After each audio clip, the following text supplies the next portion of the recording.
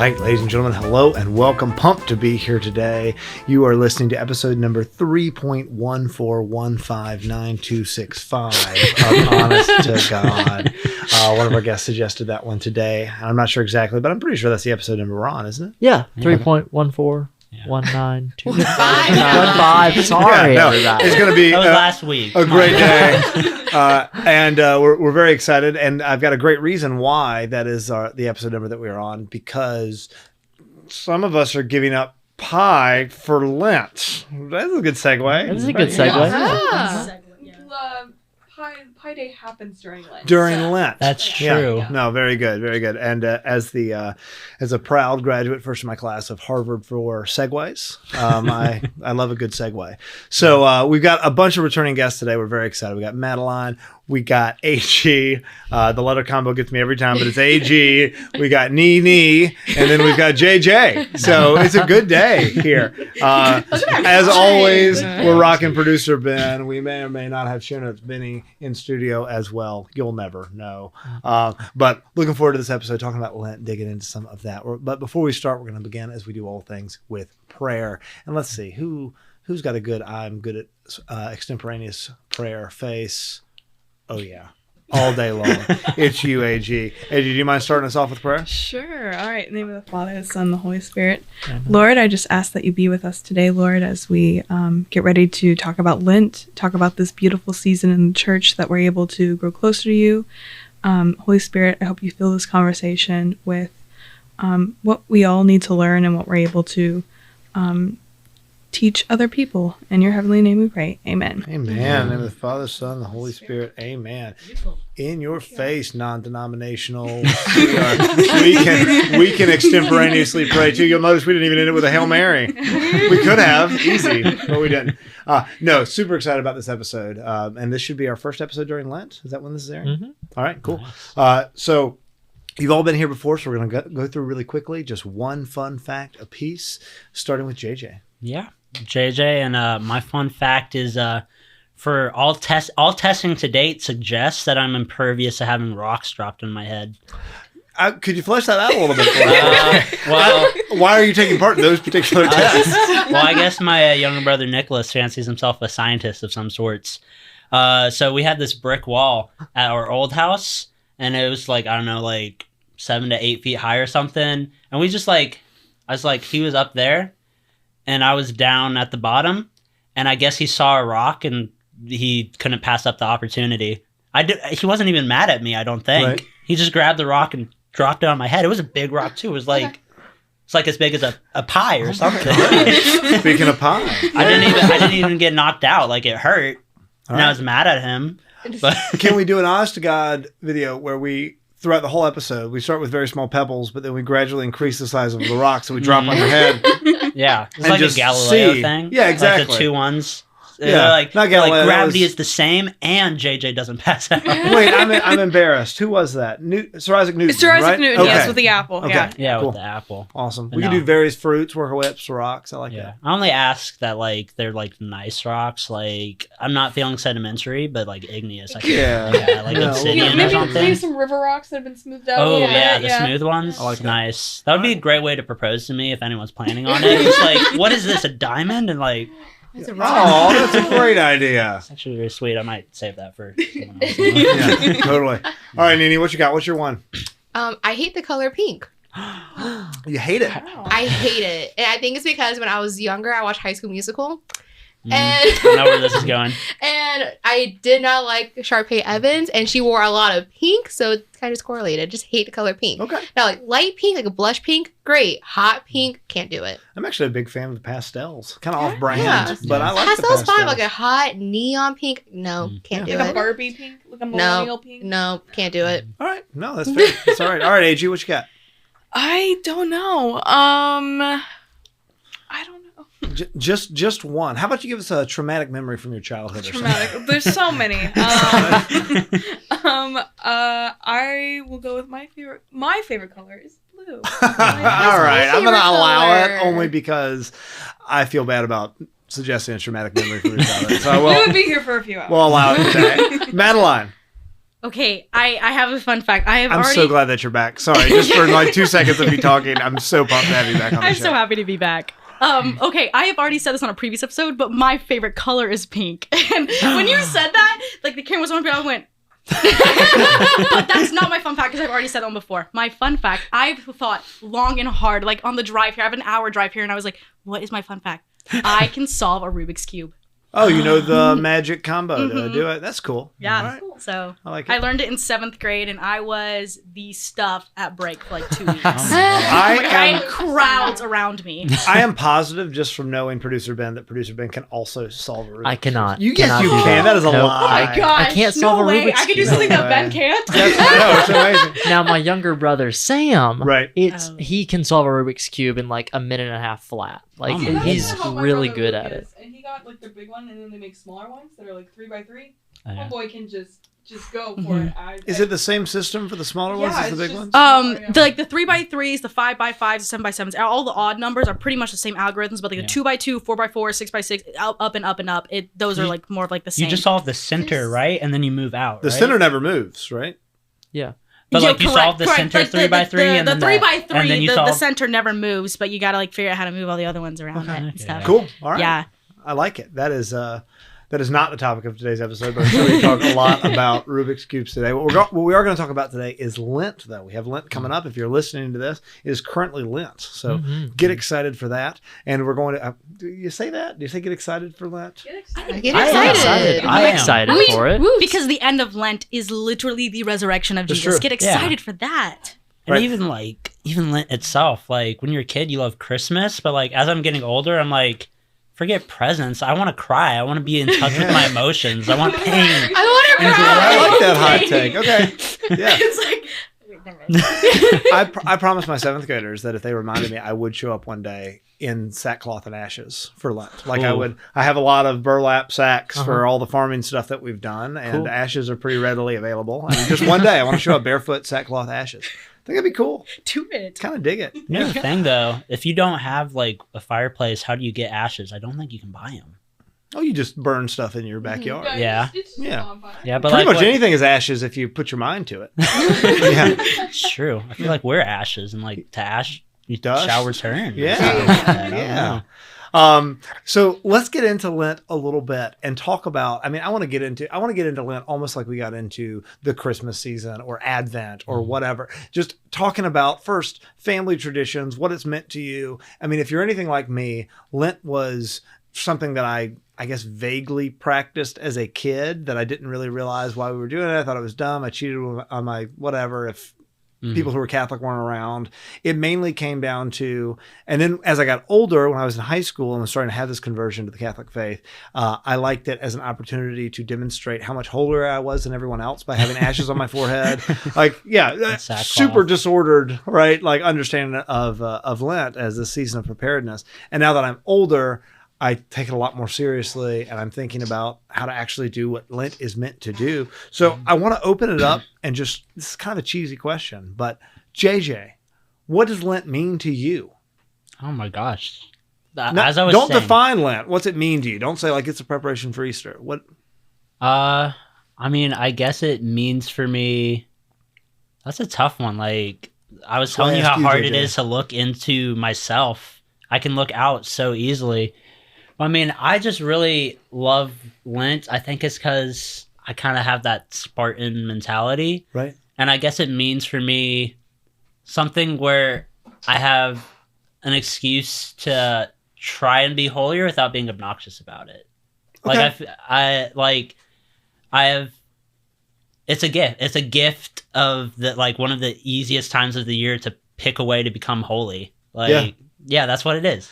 My problem with Lent, give though, hope. is that it always becomes such a pride thing for me, and I want to out Spartan everyone else. Like I'm totally that guy Jesus talks about who I want to stand on the street corner covered in ashes wailing about how hungry I am, right? It's totally. And I struggle with that. I have to remind myself of, that all of the deprivation and all of these things that I'm doing are for nothing if I'm getting a real world benefit in the here and now. Yeah, no, that was 100% me.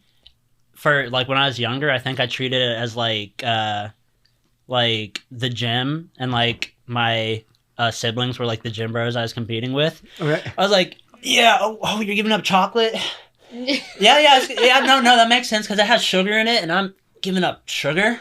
But I haven't eaten in 2 weeks, so yeah, that makes sense. But you ever tried CrossFit? Like, but I mean, yeah, the verse that kind of like made a lot to me because my priest like was kind of focusing on it one time was I can never quote it exactly, but it's like the one that's like when you're fasting, don't like let your hair become unkempt. It's like trim your hair, trim your beard, oil your hair.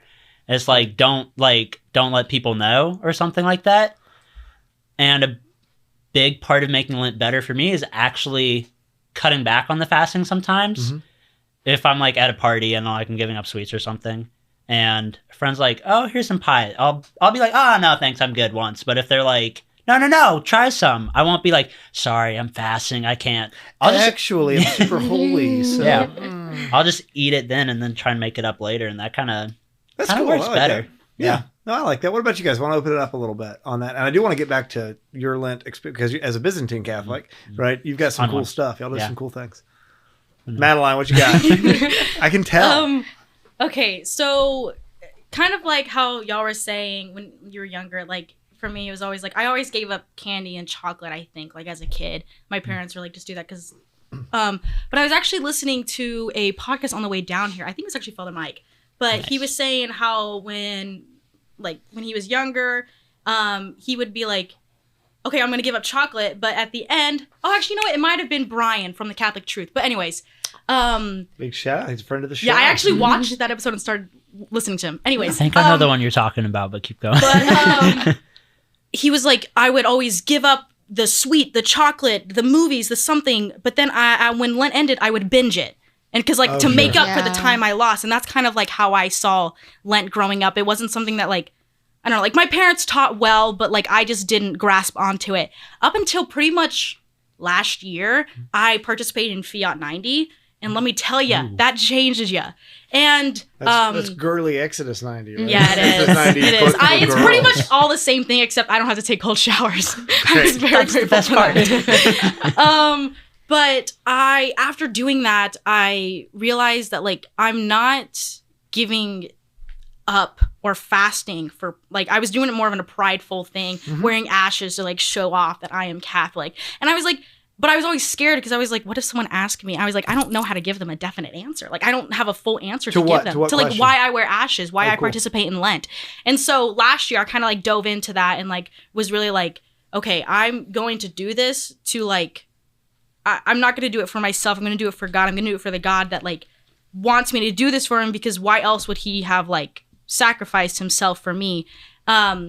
And especially this year, I've been thinking a lot more about how can I do things to better my prayer life and to better my faith life, and not something as in not particularly giving up something but in I'm sorry, it's giving it up, but then replacing it with I'm not going to watch TV as much. So during that time, instead, I'm going to have a holy half hour, or I'm going to reach out to more people. I'm going to participate in more church activities, because that's something for me that I realized that's helped me, because now whenever I think about going to watch a movie, that's pretty much all I do. The Bachelorette. Yeah, whole exactly. Episode, yeah. The Bachelorette.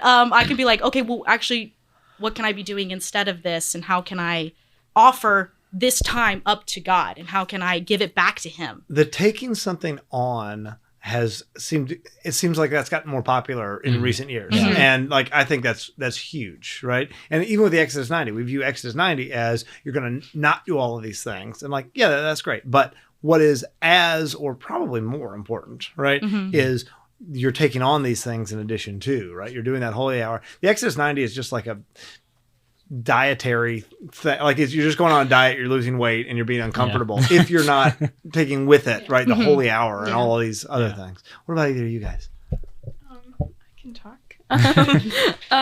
So I'm kind of similar to what you said.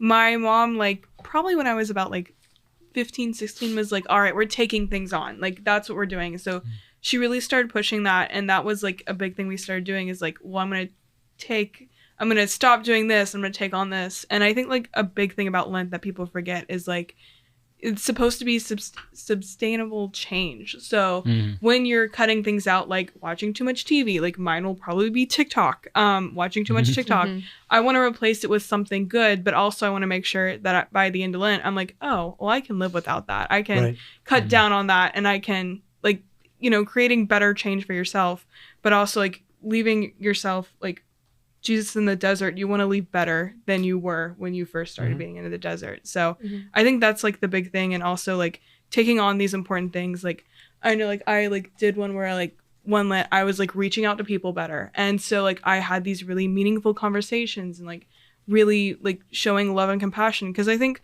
when we realize how busy we are, and then when you start kind of taking away things, you're like, oh, well, I guess I'm really not that busy, you know? Right. So, well, and I love how definitive something like reaching out to people is. Like I know somebody who they said, every week I'm going to handwrite a letter to someone and I'm going to, I forget the words they used, but basically it was, I'm either going to like make amends, ask for forgiveness, or I'm going to write something that's affirming to somebody in my life that I need to do that. Yeah. And so they're writing all these letters to these people from their childhood and from growing up and all, and that was huge. And it was so tangible as opposed to, I'm going to do a holy hour, and holy hour is great. But like when I've done Exodus, it's been, I'm going to do a holy hour. And what does that really mean? Okay. I'm going to go to adoration, like once, twice a week, but then I'm going to count that time when I'm listening to Father Mike's Bible in a year. That's part of holy. That's holy. And then my prayer, well, I probably prayed for 10 minutes this morning and then on the car. And so we make all these excuses. Not everybody, but that's something that I struggle with. And when it's something tangible, like no, once a week or once a day or once, whatever, I'm going to do this thing. And I think too, I think a lot of times, especially like I fall in this trap, is like, I'm going to do these 12 things for Lent. I'm going to go to holy hour. I'm going to read the Bible. I'm going to do this and this. And then you first weekend, you're like, there's no physical way I can do this. I have put too much. So like, even during Advent this year, I was like, you know what? I want to do these things. I want to be consistent in my prayer and my Bible time. Like, that's my goal, is just to be consistent, because I feel like a lot of times, like me personally, like I'll do fine for a little bit and then I go out of town, I go do something, and then I'm like messed up for a month. I can't get back on track. So, you know, like for me, like I just want to be more consistent. So I think you can have smaller goals and it not be like this huge thing. Like I'm going to holy hour every single day for all of Lent. Yeah, no, that's huge. What I've taken to saying recently, because I like it, is when we're on this earth, our faith is not a destination, it's a direction. So like I've tried to be better about, like, a big thing for me is I want to do a daily rosary, but every once in a while there's just like a week where I just completely mess up, and it's so hard to hop back on the train. And what I've started doing, which helps way more, is if that does happen, I don't say I have to do a full rosary the next day. I start out with like, I'm going to do a decade tomorrow, and I have to do a decade. And then after a couple days of that, I'll do 2 decades. And that has led to me praying more of the rosary than trying to tell myself I have to go back into the full rosary. Well, and it goes back to like that station in life thing, right? Like if you're going to be as a father and a husband, there's only so much that I can do practically that and I have to know myself to avoid not being a jerk to my wife and my children. And all of these, your Lenten sacrifices or the things that you're taking on with Lent should not impede your vocation in life, right? Yeah. Because it's not just a badge of honor that you're supposed to wear around. What are you going to say, Nee? I think Lent for me is like, so typically I'm always so busy with like Life Teen and stuff like that. So this is the first year to where I don't have Life Teen on Sundays. And so I think it's a little bit more special because I don't hang out with my family often.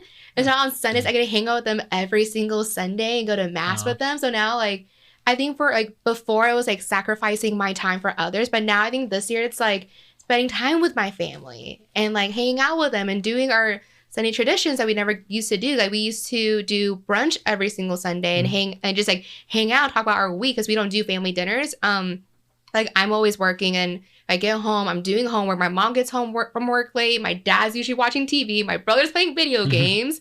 So we don't have to do family dinners. And so I think like Sundays now is like our time to like unpack and unwind, just kind of like check in with each other. Like, how are you doing? How was your week? Right.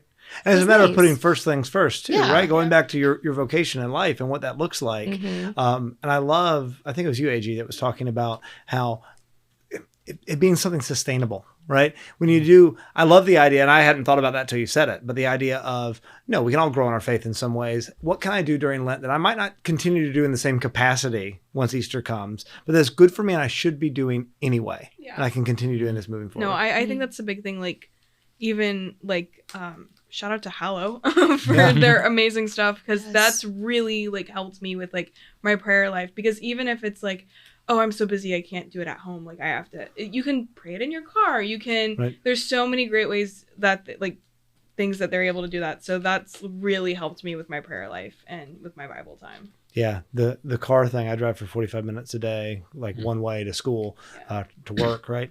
And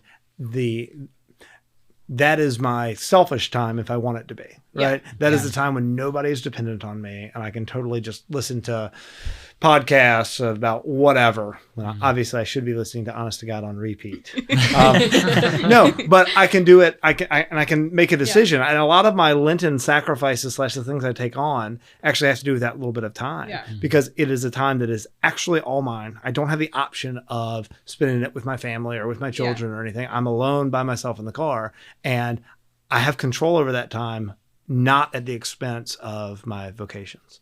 Yeah. So kind of crazy how cars like have the opportunity to become little chapels, because so many people, it's like, I can do a rosary because I'm driving, or like I can like listen to like the Bible in a Year podcast, maybe, or the Catechism in a Year. That's a good Honest one. to God, but mostly honest to God. Mostly honest to God. It's episode 3.1 for 159. It's a great show. Got to tune into that one. Yeah. No, I remember last year was my like first Lent that I ever tried to take something on, and it was like halfway through that I decided to do it. Cool. Like for the first half. Oh, that's awesome. That's awesome. Adding stuff in partway through. I exactly. love that. For the first half of Lent, I was just like, okay, like giving up sweets, like the basic things that everybody does, and I'm like, okay. And I wasn't really feeling great about any of it. I was like halfway through, I was like, you know what? I want to pray a daily rosary. Like I heard some story about like a priest that started praying a daily rosary at like beginning of his priesthood. Nice. And like he was basically blind to like all this evil that was hitting him just because he was praying a daily rosary, because he was so devoted to that. And so I started doing that, and I've kept up with it, and it's almost a year now since I started doing you're that. Still doing it? Yeah. Great. And of course there have been like days where I've like dropped off and just completely forgot to say a rosary, but it's mostly like mornings in the car where I have a half-hour drive to work, and I'm like, you know what? I could listen to a podcast right now, listen to half a podcast, but you know what? I'm going to pray a rosary, and I'm going to sit there just with myself. And even more recently, I've tried to like make that a more definitive part, because I've realized that like praying the rosary has become like a box to check. Yep. It's like something that I insert into my day instead of making time for it in my day. Mm-hmm. And so I've tried to like wake up early. And so I wake up, and I've been trying to do it at 5 a.m. It hasn't worked most days, but like get up earlier so I have a couple hours before I have to do anything. And so I can sit there, read a little bit of a book, pray a rosary, and just be, and like take that time out of my day already to put it aside. Yeah. Well, and I would argue that if you are in a position right now where you don't have much of a prayer life at all, don't start anywhere near, I'm going to pray a rosary every day. Yeah. Right. Yeah, exactly. That's not going to happen. Not Start sustainable. with, I'm going to actually talk to God for 5 minutes, 2 minutes, 90 seconds, whatever it is. If you got nothing, then do it. Start there. Okay, that reminds me. One thing for me, I always have trouble with like getting into the chapel or just like sitting down and like praying a rosary, stuff like that. And one thing my dad always like taught me growing up in my prayer life, like just talk to God like he's sitting right next to you. Have a conversation with him. Right. So one thing that's helped me a lot when I always like fall away from my prayer life and then I get back into it, whenever I pass by a church, a chapel that I know has a tabernacle, I say, "Hi, Jesus." Yeah. Give him a little hello.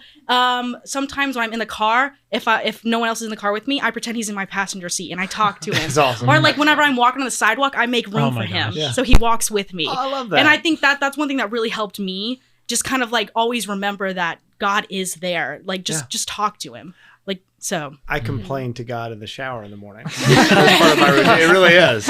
Like, not like, to God about things God has done, but I'm just like, all right, God, I got this going on today, and I'm so like I'm just frustrated and whatever. And I always, I add a little bit of whatever in there, and I always do the, like in my sort of more formal prayer, the thank yous and the examination of consciences, and I'm sorry's and stuff. But that's really a time when it's just like, God, can I just like unload for a minute? Yeah. Seeing the personhood in prayer has been like a huge thing for me. Say that one more time. Seeing the personhood in prayer, like. We pray to God all the time. Sometimes we forget to pray to the Father. Right. Mm-hmm. Like for me, so I've been trying to be intentional about thinking about what prayer I'm doing and who I'm praying to. Because I realized when I was doing my rosary, I was just praying upwards. Right. That I was just like kind of aiming myself. Saying words in that general direction. Yeah, exactly. And I was like, hold up. Mary deserves more than this, and God's not going to be happy with me if I'm not respecting Mary enough. This is Mary's prayer. And God's part of it, obviously, but I'm like, when I'm praying the rosary, I'm talking to Mary. Right. If I'm in adoration, I'm talking to Jesus. Jesus is my brother. Jesus is my friend. Mary's my mother. The Father's my father. Yeah. It's complicated with the Spirit. I will be honest. Yeah, it is. I never know exactly what to talk to the Spirit about.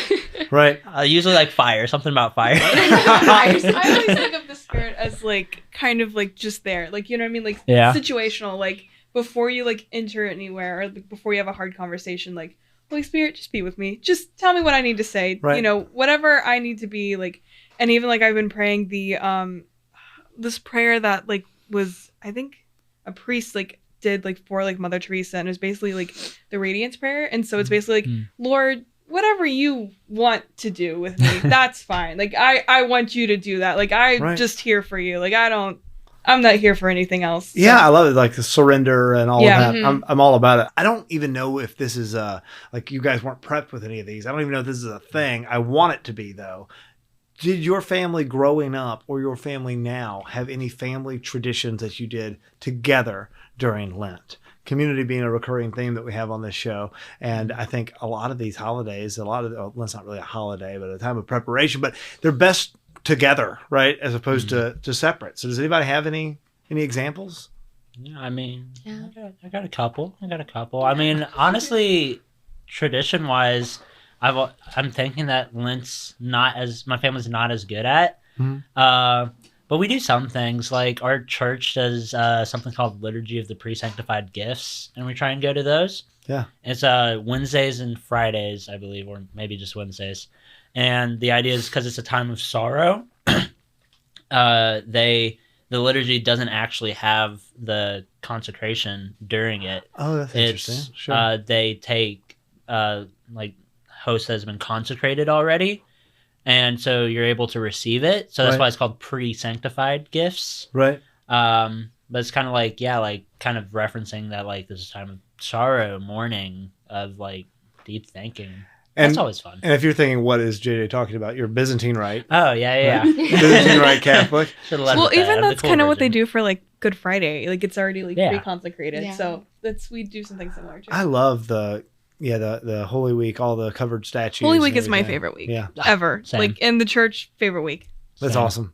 Yeah. What else? Other family traditions? I'm really curious because I'm always looking for stuff to do with my own kids. Yeah. I mean, so my dad. Okay, so my dad gives up alcohol. So he has like a dry Lent, and my mom gives up shopping. Bless her heart, because she loves to shop.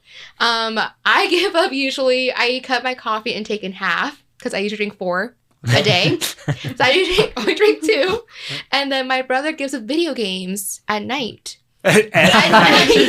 Between 7:30 and 7:38. But typically what we do is my dad's love language is to give gifts. And so my dad would actually take us shopping, my mom and I shopping every single year as like... I thought your mom gave up shopping. She's not buying, my dad's buying it. It's a loophole.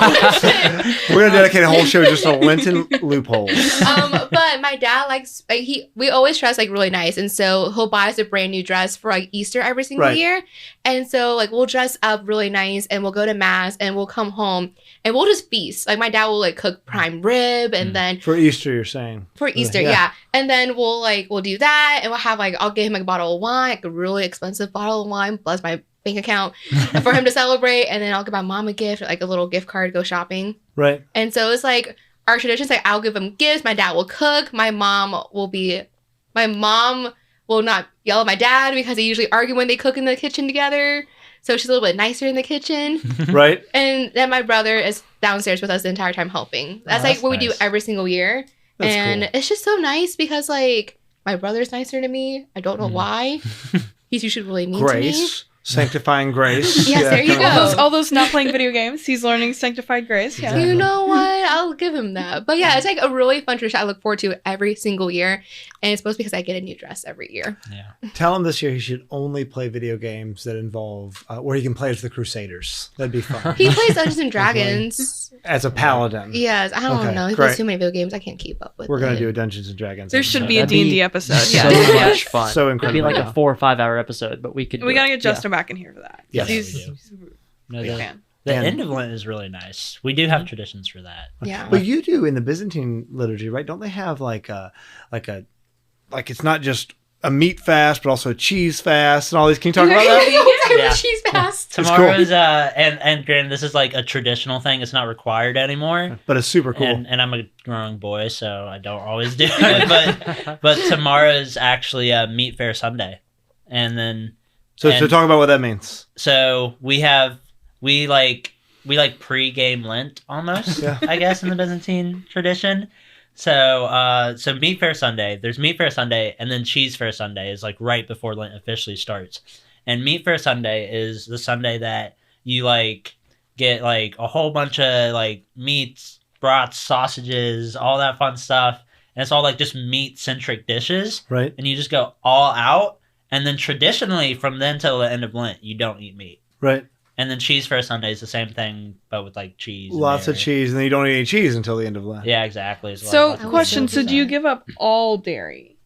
It's kind of iffy. And once again, like Yeah. this is not for soft Americans. This was like back in Ukraine, so we just we keep the Sunday where we eat a whole bunch of stuff, but we And don't. then you don't. Don't give up the cheese. Right. Okay. But Monday, first day of Lent, is like as a nod to that. Monday is no meat, no dairy, and we count eggs as part of that too. Yeah, because I know like in veganism they count eggs as part of that too. So Yeah, so, and gosh, it's like on Monday, I'll be like looking at the bread. I'm like, is this like the bread that's made with like milk or Yeah. something? Or is it like some weird Yeah. processed stuff that Yeah. I can get away with? It was actually really tough because at RCA, Regina Caeli Mhm. Academy, they were like, okay, we go to school on Monday and Thursday, so we can't do Mardi Gras, but we'll make our own Fat Monday instead of Fat Tuesday. And I was like, Right. this still does nothing for me. Right. I we can't be a part of that. we don't start on Wednesday, we start on Monday. Yeah. Yeah. It's super cool. I really like the tradition. I was reading, I think it was last year, but all of the exceptions that have been made for meat and what does and does not qualify as meat. Super specifically interesting. like Americans. Like I know like when it was St. Patrick's Day one year on a Friday, and like the U.S. bishops were like, "Yeah, you guys are good. You guys are fine. You can have." Oh, meat. You're I totally see, cool." but I totally agree with that one. I am Catholic right now because of St. Patrick in a very long line, and I agree. I count that as a borderline solemnity almost. But I was reading about all of these requirements that were sort of, I guess, exceptions were made with meat, and then the story behind them, because it's all interesting. You can pull up like, well, you can eat alligator, and you can eat beaver meat, and you can eat muskrat, and I'm like, that's weird. Why? And I dug into it. It's super cool because they had the French trappers in Canada when they were settling the country, who petitioned their bishop, who was based over in Europe, and they said, can we please have an exception regarding beaver? They have scales on their tails, they live in the water, and it's literally like 90% of what we eat, and we'll starve to death and die if we don't have beaver meat. And they're like, yeah, you know what? Beaver's fine. You can eat beaver. Huh. And in Louisiana with the Yeah. alligator, it's super Yeah. interesting. Yeah. That's so cool. Can I ask something? Some things I don't know if they're Byzantine or just regular Catholic. Do y'all not eat meat on Wednesdays during Lent? No, No, just It's Friday. just Friday. Just Friday. Friday. on Oh. Ash Ash Wednesday, you don't eat Oh, meat. so that's a Byzantine thing then. Yeah. We don't eat meat Wednesdays or Fridays during Lent. Well, I think aren't there a couple Ember days in Lent as well? Ember days? Do you guys? Yeah, flesh that out for us, Ben. Oh, okay. So Ember days is something my mother has found recently, like in the last year and a half, and they're basically like certain days throughout the Catholic calendar that you basically consider the same as Ash Wednesday, where you only eat like 2 small meals and then 1 large meal that doesn't equal the 2 small meals put together, and like that kind of like fasting, and then you don't eat meat on those days.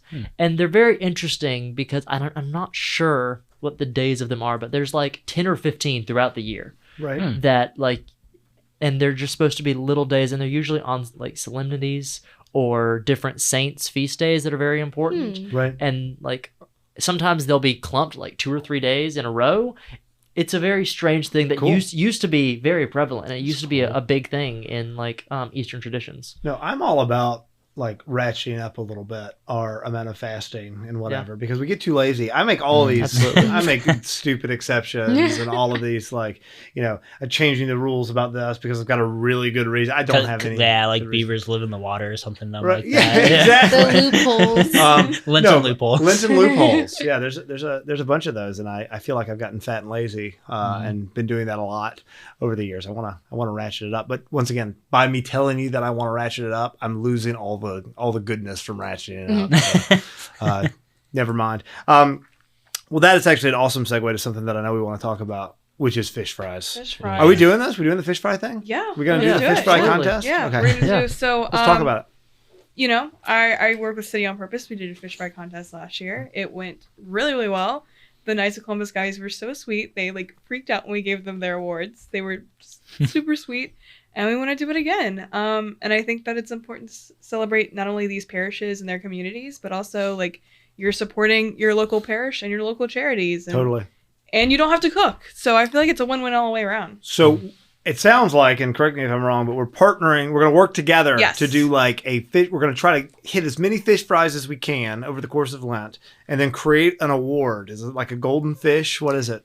Last year we did have like little golden fish, little guys. They were super 1,000%. If you're watching this on the day it comes out, then we most likely, if all goes according to plan, filmed the first of these fish fry videos the day before this episode comes out. Oh, cool. So we've already filmed the first one. Should be coming out in the next few days. Yeah. Yeah, and I'll go a step further and say that if you want your council to be a part of this, right? Because we're going to try to hit as many as we can, obviously, but there's only so many of us and so many fish to fry. Please leave us a comment, shoot us a message, Leave or us something. comments, send us an email. We will be super interested in partnering with you guys. Absolutely. Tag us on Instagram. Yep. Yeah, and you'll get a really beautiful golden fish if you win. If you win. Do we do first, second, third, or what's the? Yeah, usually first. We did that last year for second, third. Also, make sure to vote for your parish. That's important. Yeah. Okay. CityOnPurpose.com, right? CityOnPurpose.com. Yeah, There'll there be you the go. ultimate fish fry guide for 2023. So Dude, go I'm check so that pumped. out.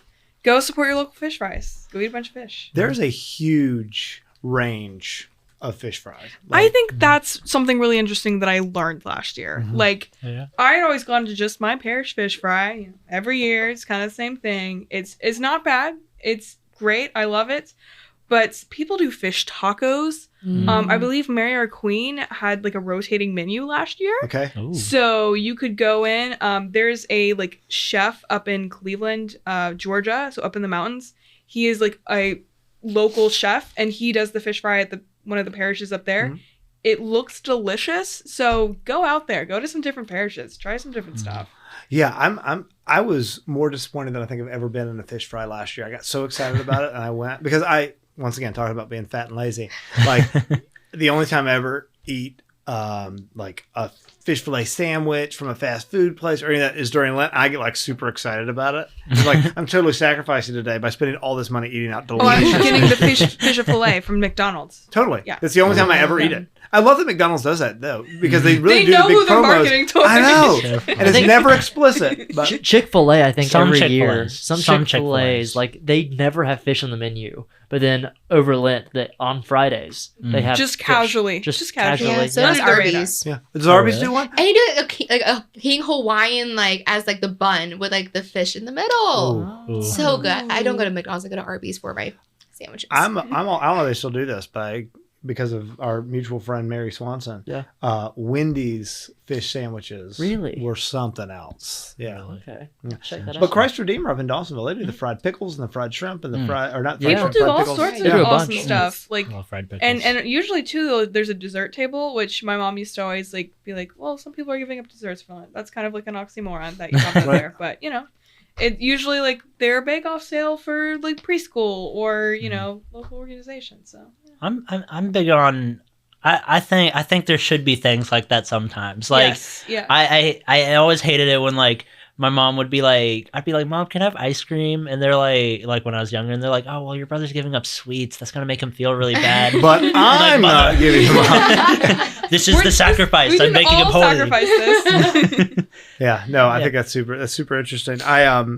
One thing that we haven't talked about though with Lent, once again, I'm probably bringing this up because I'm feeling guilty about talking about my sushi dates that I have on Fridays during Lent, but is almsgiving. We talked about giving stuff up. We talked about taking stuff on. Mm-hmm. We didn't talk about almsgiving, which is a big part of these times of preparedness, right? Mm-hmm. And I don't know what you have heard of. We can open this up to some awesome charities that exist, but I really want to get into that because that's something that we struggle with in our household, and we tend to put it on the back burner. And it's not, tithing initially to God and then dealing with our household expenses and then dealing with all the things we want to do and the recreation and everything. But it tends to be, let's do all the stuff we want. Oh, can we then afford to give to this charity that we really like? So I don't know what y'all's experience has been like that. I don't know if you do stuff like that during Lent, if your family has. I'd love to talk about it. And then if you know of some wonderful charities, I'd like to talk about those. Madeline. Okay. So one thing, whenever I first got a job way back when, and my dad helped me set up a budget, one of the main things he wanted me to do was to learn how to tithe. Mm-hmm. And so I would always do my budget at the beginning of the month. And I had a separate envelope for the tithe, and I would stick it in there. And he'd always be like, keep it and pull it out now, and save it, because one good analogy, which I think he got from somebody else, but I will right now I don't know who it was from, so I will give him credit for it. Way to go, but it's Madeline's dad. If you have a bag of apples, and they're really good apples, but you put off giving an apple to somebody else, the apple just kind of sits in there. You keep eating them, but that apple just kind of sits there and it starts rotting away and it starts getting a little bad. Right. And then by the end of the month, you're like, well, I don't want to give that apple away because it looks ugly and it's bad. So you don't give it to them because it just ends up being used for something else. Yeah. So do it at the beginning. And so that's one thing that always helped me. I don't really, I tithe, but I don't I really don't have the money right now to donate to charities and stuff. I'm more of giving my time.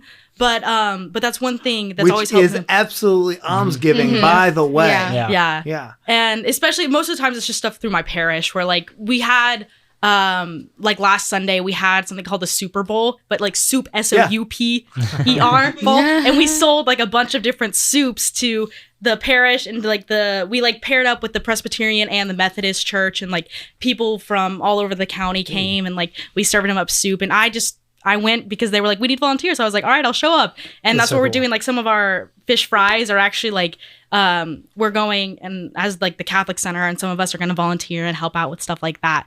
But that with the tithing, and then also plays into almsgiving and donations and different things like that. No, that giving of time is absolutely almsgiving. Yeah, my priest always tells me it's time, talent, or treasure. Yeah. 3 T's. Yeah, and I would argue oftentimes giving of your time can be more valuable, right? Mm-hmm. And I always go back to that analogy, right, in the Gospels of the woman who just puts her 2 tiny coins in there and is judged by the Pharisees or whatever who are heaping in everything. And then Christ saying no, that is a greater gift to God than however many, thousands of dollars that guy's pouring in, because she's giving, right, not from her excess, right, but it's a more meaningful gift. And our time is something that's a great equalizer, right? It doesn't matter if you're Elon Musk or Madeline, right? you still have the same amount of time in the day, in the week, in the year to give. So that's huge. And also one thing for me, it makes me feel a lot better, not in a prideful way, but in a humility way. It's I'm able to, I have spare time, and I am able to give it up. And in the end, you just feel good because you're instead of doing something for myself, I was able to offer up my time for someone else. And it just, and it creates a cycle, and you're I'm going to do it next time, and I'm going to do it again and again. And it just becomes a part of a habit in your life and stuff. So. Aside from giving time at parishes, is anybody aware of any other wonderful charities we might not know about? Well, there's of course like Atlanta Catholic Catholic Charities of Atlanta. They do a lot of amazing work for children or people that are immigrating here. Sure. So if you know, like, they have some volunteer opportunities, but also they need money. They need donations for kids that are going into schools and stuff. Like, even like make sure to like check out like your local like St. Vincent de Paul, like ask what they need. A lot of parishes have some amazing organizations within them. Also your local pregnancy resource center. That's They what I was about to always say. need stuff. Pregnancy aid centers. Always need stuff. And again, they need your time, they need your talent, but they always need donations. A couple weeks ago, my wife and I were at a pregnancy aid center. We called in a favor, actually, because my wife is pregnant and we've had complications and had some miscarriages. And we called in a favor saying, hey, can we come and get an ultrasound now, right, from you guys instead of waiting later? And they were great and they were super accommodating. And I was sitting in the waiting room and they're so used to dealing with women who are considering abortions. So everything's free and all, they've got a little shop there and everything. And I mentioned why we were there, because I came in, I think that they assumed that we were there considering an abortion and we didn't have any money, and the second part was absolutely true. We didn't have any money, and Healthcare is expensive. and so the woman in the lobby just like latched onto me and started talking about all these things that were going on there, and it will blow your mind, the kind of things that are happening there. It's not just free ultrasounds and baby clothes. It's a lot. Yeah. It's a lot of like, even like I was checking on Facebook the other day, our local one, like they were just talking about like how much like emotional like energy they're having to put in that, because you are talking to people that are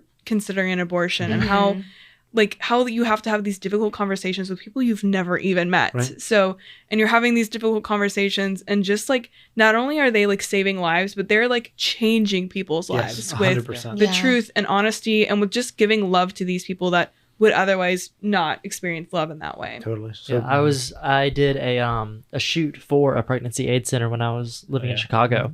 Like we went and filmed like almost a little short film. Like we had an actress there that was like acting out, and she was a volunteer. It was great. It was wonderful. But just hearing these people talk about like what they do and the good work that they do there, and it was right across the street from a Planned Parenthood. Yep. Like looking at each other. And so like it's insane the difference in personality between, because there was also like a pro-life protest going on, like people just come, and you know there's always protests happening outside of Planned Parenthood, and so like the differences between employees from both sides, like kind of interacting and talking to each other, like the people on the pregnancy aid center are just like these amazingly lovely people who just want they're to usually pour all themselves out. volunteers.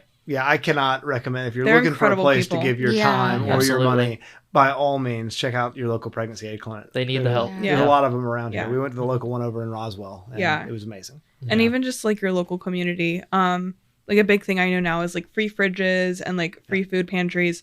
Definitely, like if you're gonna do anything, do that. Like I think a big thing with like when people ask about like, well, what charities, or like do something that's super tangible. Do something that people will actually like, you know, do things from. Well, and from a proximity standpoint, some places close. Yeah, right. You know these people. You charity, know, charity in all forms. That's great. Yeah. I'm not knocking charity, Yeah. but I think that we struggle in our comfortable Western world with telescopic charity, Yeah. and we're giving all this money to some far-flung part of the world or whatever, which is great. There's nothing wrong with that. Give those people money. Go do that mission trip, whatever. But there are people in our communities or in our families or in our own households that need us. Yeah. And during Lent, especially, is the time to ramp that up. No, I always think of like the Mother Teresa quote. She was somebody had come to volunteer with her, and they were like, well, what should we do? I should stay here and I should work with you. And she goes, no, you should go to your community. Right. That's where people need you. They need you where you are. Like, not everybody can come to Calcutta, and like it's not going to work. Like, you have to go home and take care of those people in your community. It's so much easier to, when we hear Christ talking about our neighbors, to think of our neighbors as if they all live in over impoverished there. countries. Yes. No, they're your neighbors, Yeah. like the actual neighbors Yeah. that you have. Like, it's just easier. It's easier to put it out of sight and out of mind, as opposed to thinking about the people around I think us. one really great charities and stuff that I've looked towards as I've actually like gotten a job and am able to give Way to go, of Ben. what I have is like good Catholic schools like St. John Bosco Academy or like Wyoming Catholic College, and these places that are doing fantastic things in like forming great people. And most of them don't like take the like government handouts that Right. and they can't because Yeah. of just how they're set up and how the freedom that they want to teach and to Authentically, yeah. Yeah. authentically. And so they need that support. And I know like Wyoming Catholic College especially, you'll get a letter from a student at Wyoming Catholic, like That's a so handwritten cool. letter from them with That's like a cool. picture saying, here's how your charity helped me That's to become so a better person. Well, It's even great. too, like college is so expensive, and even running a college is so expensive. Yeah. So to be able to like knowing that you're be able to impact somebody that would otherwise not be able to attend or not be able to go there is so important. And usually you can specify like what you want your donation to go to. Like if you want it to go towards scholarships or if you want it to go towards like the current needs or like an outdoors program, like something that you feel passionate about. So it's not just going to an organization and you don't know how they're using it. Yeah. Can I say a word for though? There's this is kind of off topic of like Great. this is going more the whole like far away from home because they're both good. They're Sure. both Yeah, good. totally Home good, and yeah. far from home. And just a charity I really like is Mustard Seed Ministries. They're set up in like Africa. That's awesome. Look at this. No, but they're in Africa. They're in Nicaragua, I believe. They're in Jamaica. They're in Yeah. the Dominican Republic.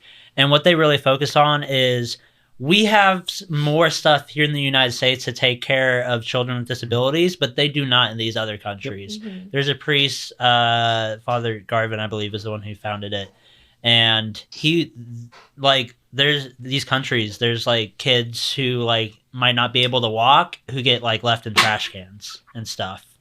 So the whole point of Mustard Seed Ministries is they have a whole bunch of homes for just these kids with disabilities. They also have one for single teenage mothers, which is awesome. And So if you're not great. doing anything in May, from May 20th to May 27th, there's going to be a mustard seed trip down to Jamaica, serving orphans with special needs in particular. Talk about the most vulnerable of vulnerable groups, right?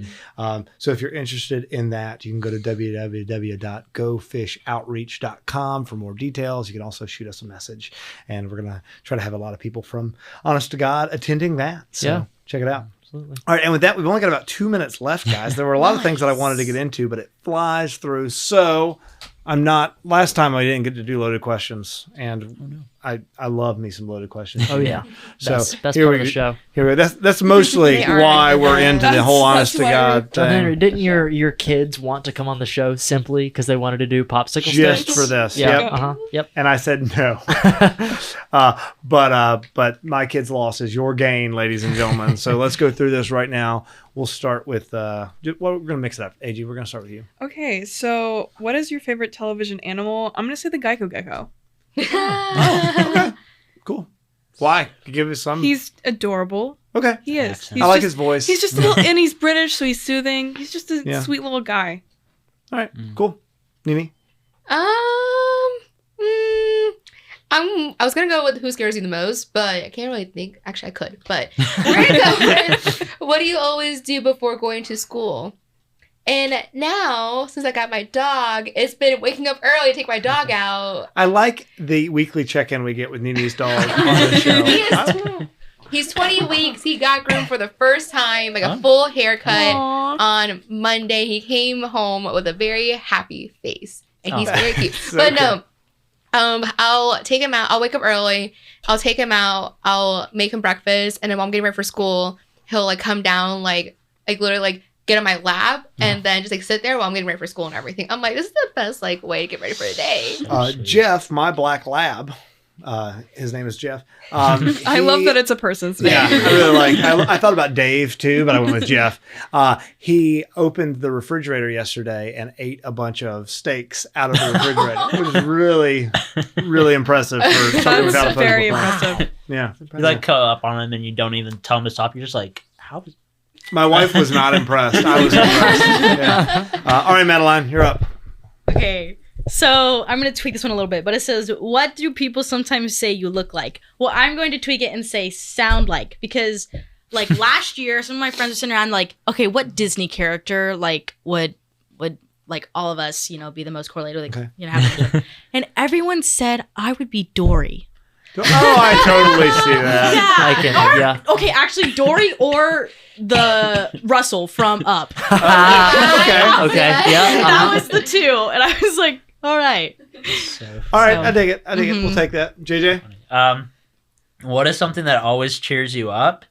And it would be my younger siblings giving me hugs without asking. Aww. Yeah, we just weren't super like physically emotional when we were affectionate when we were younger, Mhm. but the younger ones are like a little bit nicer. That's I great. got home after not seeing Juliana for a few days. She's like, JJ, I almost forgot. I need to give you a big bedtime hug and kiss. Yes, you Oh my do. God. Absolutely. My heart. Oh my Oh my goodness. Cheered me up so Adorable. much. All right, Ben. What you got? Okay. If you had to smell like one thing for the rest of your life, We should have done what me would last. it be? We should have done me last. Never mind, Ben. Thank you for listening. That is a tough one. What was the question? If you had to smell If like you had one to thing? smell like one thing, Brand new tires. That's what I want you to smell like. Not me. Ooh, that's a good one. I'd say like my brother got me a candle recently. It's leather and embers. Ooh. It's a nice smell. Yeah. Or like balm. Balm smells great. Yeah. Yeah. Do you remember the pickle candle that somebody made for Mary? I do, and then he made me one too. You have a pickle I have candle? my You own burned it? personal pickle candle. I've not burned it. I'm scared. Honestly, It smells exactly like pickles. it though. does. It It's smells weird. And exactly like He made it pickles. with like pickle extract. Yeah. I don't know. I don't, yeah. I don't know how he does it. All right, Yeah. and mine is also pretty deep, like JJ's. If you were in a dark jungle, what would scare you the most?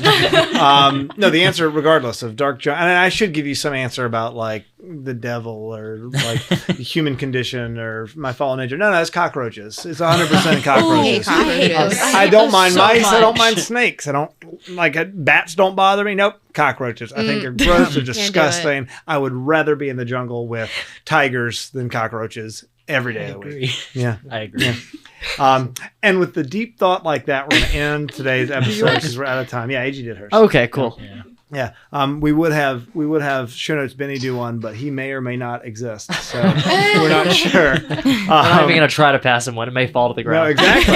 None of us are 100% on that. But thank you guys for all being here. This was a blast as always. Producer Ben, you're the man. Happy Thank to be you, here John with Henry. you. You're listening to AM 1160 The Quest, Atlanta's Catholic Radio. This is Honest to God. Producer Ben, Signing off. over and out.